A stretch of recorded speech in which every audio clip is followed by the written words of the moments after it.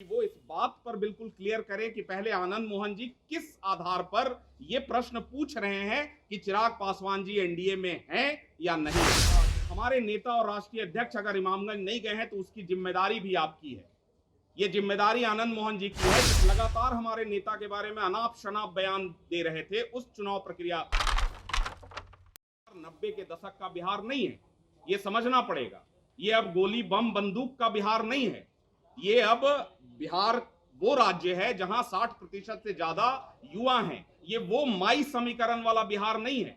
ये नया माई समीकरण वाला बिहार है जिसमें एम का मतलब है महिला और वाई का मतलब है यूथ यानी युवा।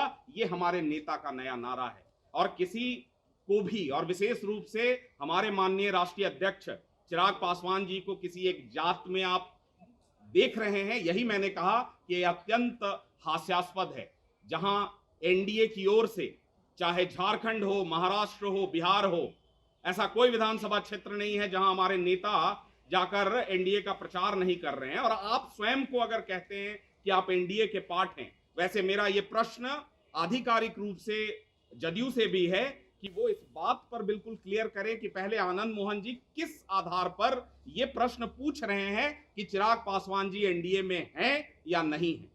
इस प्रश्न पूछने के पीछे उनकी क्या मंशा है, मेरा समझना थोड़ा कठिन हो रहा है। दूसरा, उनका एक और प्रश्न था कि एनडीए में अगर आप पूरी वफादारी से हैं तो आप इमामगंज क्यों नहीं गए।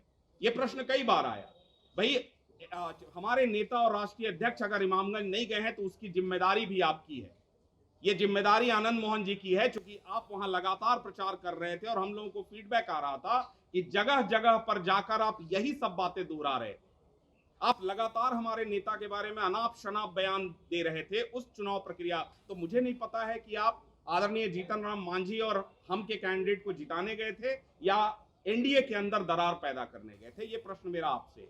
तीसरा आपका प्रश्न था कि आप वैशाली में हमारा यानी एक जाति विशेष का वोट ले लेते हैं लेकिन 3 बार प्रोग्राम करके नहीं आते। भाई, मेरा प्रश्न आदरणीय आनंद मोहन जी से है कि क्या आप नीतीश कुमार जी को, आदरणीय मुख्यमंत्री नीतीश कुमार जी को एक जाति विशेष का नेता मानते हैं?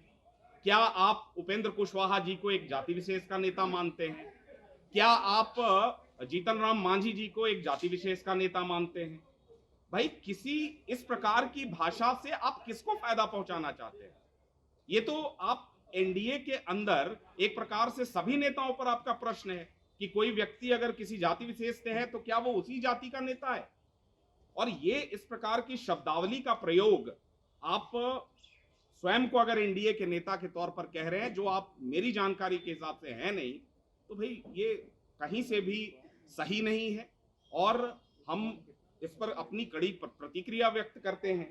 उनका एक और प्रश्न था कि आप किधर हैं, एनडीए में हैं या नहीं, ये तय करिए।